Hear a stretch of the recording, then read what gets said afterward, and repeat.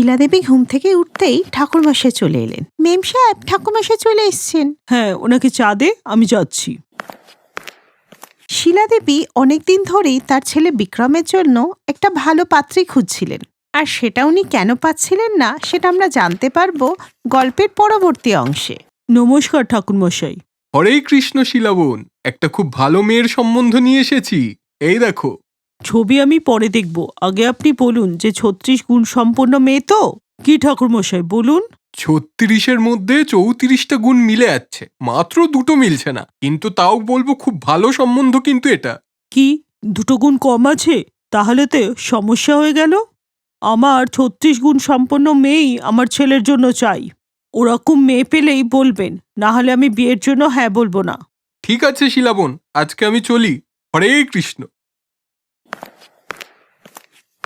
আমি বলছিলাম কি, মেয়েটা তো ভালোই ছিল, স্বভাব টভাব সবকিছু তো বিক্রমের সাথে মিলে যাচ্ছিল। এখনো যদি তুমি রাজি না হও তাহলে বিক্রমের আর বিয়ে হবে কবে? নাতিপুতির মুখ কি আমরা না দেখেই মরে যাব? এই বলে সুন্দরলাল বাবু রেগে গিয়ে তার ঘরে চলে গেলেন। স্বামীর এই কথা শুনে শিলাদেবীর দুশ্চিন্তাটা কয়েক গুণ বেড়ে গেল। তাই এবার তিনি আরো কঠোর পণ করলেন যে ছেলের বিয়ে দিলে 36 গুণ সম্পন্ন মেয়ের সাথেই দেবেন। উনি কৃষ্ণ ঠাকুরকে খুব মানতেন, তাই উনি ঠাকুরের সামনে মানত করলেন যে 36 গুণ সম্পন্ন মেয়ে না পাওয়া পর্যন্ত উনি না খেয়েই থাকবেন। সবাই বোঝালো, কিন্তু কোনো লাভ হলো না। মা, আমার বিয়ের চক্করে তুমি নিজের শরীরের সাথে এরকম কেন করছো? তুমি ছাড়ো তো এসব 36 গুণের ব্যাপার স্যাপার, তুমি খাওয়া দাওয়া করো। না, যতক্ষণ না পর্যন্ত ঠাকুর আমার কথা শুনছেন, আমি মরে গেলেও জল আর অন্ন স্পর্শ করব না। সারা রাত কেটে গেল। উনি ঠাকুরের সামনেই বসে থাকলেন, আর ওনার চোখ দিয়ে জল পড়তে লাগলো। উনি ক্লান্ত হয়ে ওখানেই ঘুমিয়ে পড়লেন। তখনই ওখানে কৃষ্ণ ঠাকুর প্রকট হলেন, আর শিলা নিজের নাম শুনে জেগে উঠল। শিলা, ওঠো। কে কে ডাকছে আমাকে? আমি, যাকে তুমি ডাকছিলে। তুমি এলে ঠাকুর, আমি জানতাম তুমি আসবেই, তুমি আমাকে দর্শন দেবে, আমি জানতাম ঠাকুর। বলো শিলা, তুমি কি চাও? ঠাকুর, আমি এই চাই যে আমার ছেলের জন্য তুমি এমন একটা 36 গুণ সম্পন্ন মেয়ে খুঁজে দেবে যার সাথে ওর বিয়ে হবে। এই চাই ঠাকুর। শিলা, আমি তোমার এই ইচ্ছা পূর্ণ করতে পারবো না, কারণ তোমার ছেলের ভাগ্যতে এরকম কোনো যোগ নেই যেখানে ওর বিয়ে কোনো 36 গুণ সম্পন্ন মেয়ের সাথে হবে। কিন্তু ঠাকুর, তুমি এই যে বললে আমার সব ইচ্ছা পূরণ করবে, আর এখন তুমি না বলছো, এটা তো ঠিক না ঠাকুর। তুমি তো তোমার সব ভক্তদের মনের ইচ্ছা পূরণ করো। কৃষ্ণ ঠাকুর জানতেন যে লীলাদেবী ওনার কথা শুনবে না, কিন্তু ভক্তকে সঠিক পথ দেখাবার জন্য ভগবানকে তো লীলা করতেই হয়, যা তিনি এখনো করলেন। তবে একটা উপায় আছে শিলা, যাতে তোমার ছেলের সাথে তোমার বৌমা 36 গুণ মিলে যাবে। কি উপায় ঠাকুর, তুমি বলো। এরপরে ঠাকুরের হাতে 36 রকমের ফুল প্রকট হলো। ফুলগুলো প্রত্যেকটি দেখতে আলাদা, গন্ধও আলাদা, যেন প্রত্যেকের মধ্যেই একটি গুণ লুকিয়ে আছে। শিলা, কাল সকালবেলায় তুমি এই 36টা ফুল আমার চরণে অর্পণ করবে, এবং প্রত্যেকটা ফুল অর্পণ করার সময় নিজের মনে তোমার ছেলে এবং পুত্রবধূর জন্য একটা শুভ চিন্তা রেখো। কিন্তু খেয়াল রেখো, কোনো ফুল যেন মাটিতে না পড়ে। আর সেটা হলে তোমার ইচ্ছাটা পূর্ণ হবে, কিন্তু সেটা হবে অন্যভাবে। এই বলে ঠাকুর অদৃশ্য হয়ে গেলেন। শিলা খুব খুশি ছিল। পরের দিন সে ঠাকুরের পুজোর প্রস্তুতি শুরু করলো, কিন্তু ওই 36টা ফুল ঠাকুরের চরণে দিতেই একটা ফুল মাটিতে পড়ে গেল।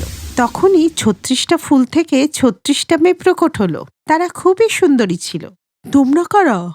মা, আমরা আপনার বৌমা, এই বড় বাংলোর 36 জন বৌমা। এ কি ঠাকুর, আমি তো 36 গুণ সম্পন্ন একটি বৌমা চেয়েছিলাম, আর এখন তো দেখছি 36টা গুণ সম্পন্ন 36টা বৌমা। মা, আমি তোমার জন্য গরম চা করে নিয়ে আসছি। আরে চা না, আমি মায়ের জন্য ঠান্ডা ঠান্ডা লস্যি নিয়ে আসছি।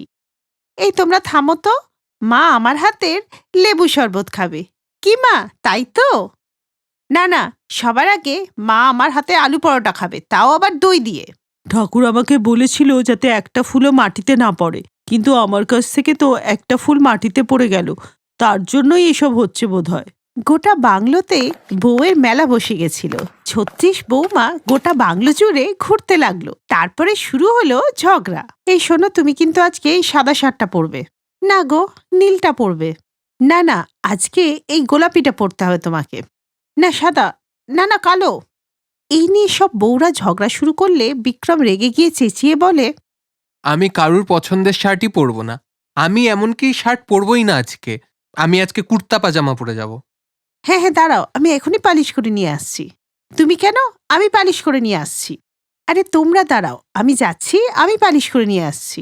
এই নিয়ে আবার সবাই ঝগড়া শুরু করলে বিক্রম রেগে গিয়ে বাইরে চলে যায়। মা, এরকম চলতে থাকলে কিন্তু আমি এই বাড়ি ছেড়েই চলে যাব। এই বলে বিক্রম রেগে গিয়ে বাড়ি থেকে বেরিয়ে গেল। আর শিলা দেবী মাথায় হাত দিয়ে বসে পড়লেন। মা, আপনার মাথা টিপে দিই? না না, তোমরা একটা কাজ করো, সবাই মিলে আমার গলাটাই টিপে দাও। হে কৃষ্ণ ঠাকুর, আমি 36 গুণ সম্পন্ন বৌমা আর চাই না। আমাকে সেই সহজ সরল বৌমাটাই দিয়ে দাও যা বিক্রমের ভাগ্যে ছিল। শিলার ডাক শুনে কৃষ্ণ ঠাকুর প্রকট হল। শিলা, তোমার পরীক্ষা সম্পূর্ণ হয়েছে। তুমি তোমার ভুল বুঝতে পেরেছ। একটা মাত্র গুণই যথেষ্ট, নাকি গুণের সংখ্যা? সম্বন্ধে মনের মিল দরকার, নাকি গুণের মিল? নিজের ভুলকে শুধরাও আর নিজের ছেলের বিয়ে একজন ভালো মেয়ের সাথে দাও। আমার আশীর্বাদ সর্বদা তোমার পরিবারের সাথে থাকবে। এরপর শিলাদেবী সিদ্ধান্ত নেন যে নিজের ভুলকে শুধরে নেবেন। শিলাবোন, এটা সেই মেয়েটা যার সাথে তোমার ছেলের 34 গুণ মিল ছিল। আমি আরো খবর নিয়ে দেখেছি, মেয়েটি খুবই ভালো, সবাইকে ভালোবাসে, শ্রদ্ধা করে। ঠাকুরমশাই, আমার আর কিছু দেখার নেই, আমি এই সম্বন্ধে রাজি। শিলাদেবী এটা বুঝতে পেরেছিলেন যে সংসারের সুখ শান্তি কুষ্টি মিলিয়ে না, মনের মিল আর ভালো ব্যবহার থেকেই আসে। এরপরে বিক্রমের বিয়ে খুবই সুন্দরী আর মিষ্টি স্বভাবের মেয়ে সুমনার সাথে হয়ে যায়। শিলাদেবী খুশি মনে নিজের বৌমাকে বরণ করে নেয় আর ওদের বাংলোটা খুশিতে ভরে ওঠে।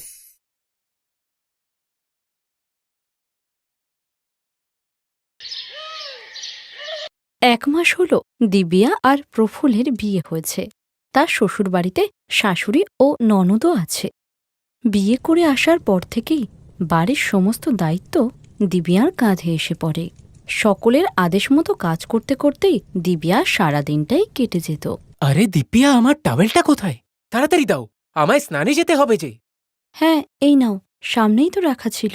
বৌমা, ও বৌমা, চা কি আজকে পাবো নাকি কাল পর্যন্ত অপেক্ষা করতে হবে? হ্যাঁ আনছি। সারাদিন শুধু এটা করো ওটা করো, মনে হয় বাড়ির বৌমা না, কাজের লোক এনেছে। সকাল থেকে রাত্রি পর্যন্ত ওনাদের ফরমাইশ পূরণ করেই যাও। এর চেয়ে ভালো তো আমি বাপের বাড়ি ছিলাম, যেখানে আমি মাকে অর্ডার করতাম আর মা সবটা পূরণ করে দিত। আমারই ভুল হয়েছে, বাবার কথা শুনে এই বাড়িতে বিয়ে না করাই উচিত ছিল।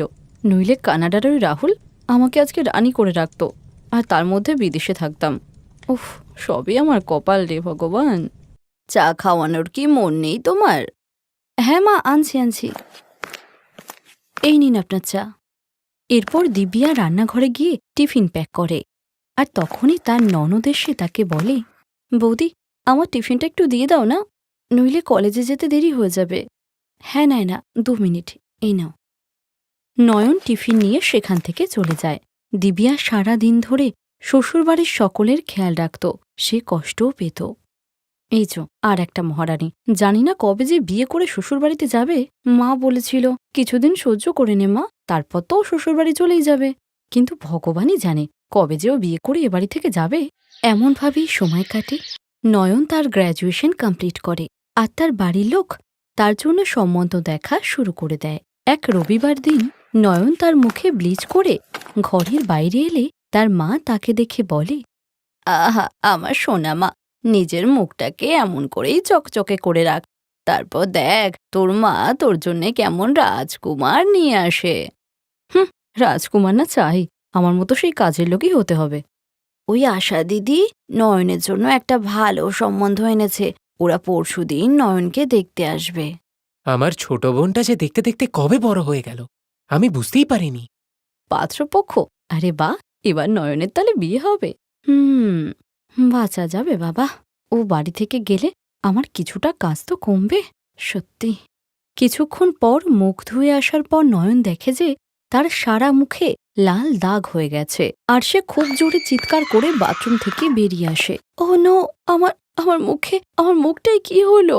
হায় ভগবান, পরশু তোকে পাত্রপক্ষ দেখতে আসবে, আর তোর মুখের এই অবস্থা।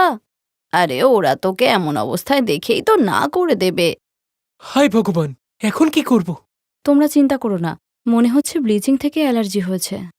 আমি মুলতানি মাটির প্যাক লাগিয়ে দিচ্ছি আর বরফও লাগিয়ে দিচ্ছি, কালকে পর্যন্ত কমে যাবে।